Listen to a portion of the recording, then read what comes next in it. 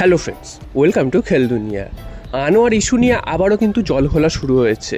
তোমাদের আগেই বলেছিলাম যে আনোয়ার ইস্যুর এখানেই কিন্তু শেষ হচ্ছে না, এরপরেও আরও নতুন খেলা রয়েছে। তো সেই খেলা কিন্তু শুরু হয়ে গেছে, অর্থাৎ ইস্টবেঙ্গল এই রায়ের বিরুদ্ধে যাচ্ছে এবং তারা কিন্তু রায়ের বিরুদ্ধে অলরেডি চলেও গেছে। তারা দিল্লি কোর্টে অ্যাপিল করতে চলেছে যাতে এই রায়টাকে কিছুদিনের জন্য স্টে করা যায় এবং আনোয়ারকে যাতে মাঠে নামানো যায়। তো এখানেই প্রশ্ন উঠছে যে এত কিছু প্রমাণ হয়ে যাওয়ার পরেও ইস্টবেঙ্গল এটা কী করে দাবি করে যে এই ঘটনাটাকে যাতে স্টে করিয়ে দেওয়া যায় বা আনোয়ারের শাস্তি কমিয়ে দেওয়া যায় সেটার জন্য। এবং দিল্লি কোর্টে গেছে, তার জন্য কিন্তু মোহনবাগানও এবার আসরে নেমে পড়েছে। মোহনবাগান বলছে যে এইটা কিন্তু একেবারেই নিয়ম বিরুদ্ধ কাজ করেছে ইস্টবেঙ্গল।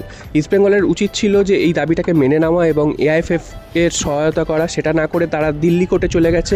মোহনবাগান কিন্তু এবার এর জন্য অ্যাপিল করতে চলেছে এএফসিতে এবং এআইএফএফ এর কাছে, যাতে ইস্টবেঙ্গলের শাস্তি আরও দীর্ঘ হয়। এবং এটার বিরুদ্ধে ইস্টবেঙ্গল যেহেতু গেছে, তার জন্য কিন্তু মোহনবাগান কিন্তু খুবই ক্ষুব্ধ। তো মোহনবাগানও কিন্তু ছেড়ে দেওয়ার পাত্র নয়। মোহনবাগান চাইছে আরও যেন জোরালো শাস্তি হয় ইস্টবেঙ্গল, দিল্লি এফসির এবং আনোয়ারের। তো ইস্টবেঙ্গল কী করে এই জিনিসটা করছে কেউ কিন্তু বুঝতে পারছে না। তারা স্টে অর্ডার চাইছে আনোয়ারের রায়ের ওপর এবং আনোয়ারকে যাতে খেলানো যেতে পারে এই সামনের ম্যাচ থেকে, সেটাই কিন্তু চেষ্টা করছে।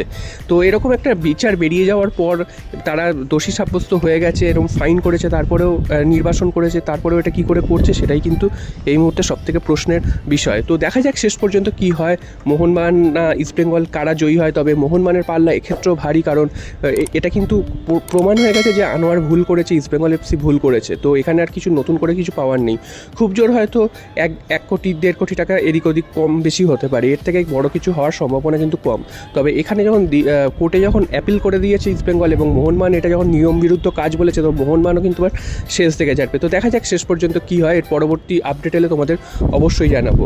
আর আজকের কিন্তু মোহনবাগান তাদের আইএসএল অভিযান শুরু করছে মুম্বাই সিটি এফসির বিরুদ্ধে। ম্যাচটা কিন্তু খুব একটা সহজ হবে না, কারণ খুবই কঠিন প্রতিপক্ষ মুম্বাই। যদিও মুম্বাইয়ের এই মরশুমে খুব বেশি কম্পিটিটিভ ম্যাচ খেলার অভিজ্ঞতা নেই, তারা ডুরান্টে যে টিম পাঠিয়েছিল সেটা কিন্তু জুনিয়র টিম এবং সেখানে তারা বিশ্রীভাবে হেরে ডুরান্ট থেকে ছিটকে যায়। উল্টো দিকে মোহনবাগান তাদের ফুল টিমই প্রায় নামিয়েছিল, প্রথম থেকে নামায়নি, কিছুদিন পর থেকে। তবে মোহনবাগানের ডিফেন্সের অবস্থা বেহাল, তো সেই ডিফেন্স মেরামতির দায়িত্ব কিন্তু মলিনাথ থাকবে এবং ডিফেন্সটাকে স্ট্রং করার দায়িত্ব থাকবে। মোহনবাগান অ্যাটাকিং লাইন এতই ভালো যে যদি 2-3টে গোল খেয়েও যায়, সেই 2-3টে গোল কিন্তু ফিরিয়ে দেওয়ার ক্ষমতা মোহনবাগানের আছে। তো এবার দেখা যাক মোহনবাগান কীভাবে তাদের প্রথম একাদশ সাজায়, এবং প্রথম একাদশ সাজাতে গিয়েও কিন্তু অনেকটা সমস্যার সম্মুখীন হবে, কারণ জেমি ম্যাকলারেন তাকে কিন্তু এখনও পাওয়া যাচ্ছে না। এছাড়াও কিন্তু মোহনবাগানের যারা রয়েছেন তাদের মধ্যেও কীভাবে কম্বিনেশনটা করবে, কারণ দিমিত্রি পেটাটোস এবং গ্রেগ স্টুয়ার্ট তাদের দুজনকে একসাথে কিন্তু নামানোটা ঝুঁকি হয়ে যাবে। তো বিদেশিদেরও কীভাবে নামায় মলিনা সেটাও কিন্তু দেখার। তো তোমাদের কী মনে হয় আজকের ম্যাচের রেজাল্ট কী হতে পারে, সেটা কিন্তু তোমরা অবশ্যই